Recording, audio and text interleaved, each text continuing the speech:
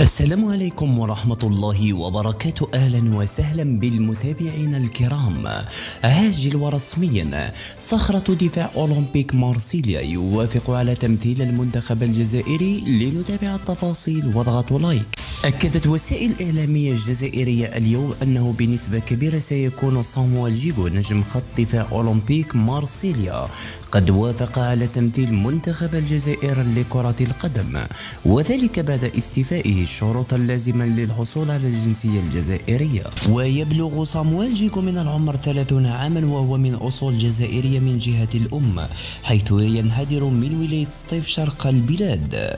وقد أكد المفاوض الخاص من الاتحادية الجزائرية لكرة القدم أن جيغو هو أحد أبرز المدافعين في بطولة الدور الفرنسي وأكثر اللاعبين مشاركة مع فريقه أولمبيك مارسيليا. ويعد انضمام صامويل جيغو لمنتخب الجزائر بمثابة دفعة قوية للفريق، خاصة مع اقتراب موعد نهائيات كأس الأمم الإفريقية 2025. ويتمتع صامويل جيغو بخبرة واسعة، ويتميز بقدرته الدفاعية القوية وقدرته على ربط اللعب بين خطي الدفاع والوسط.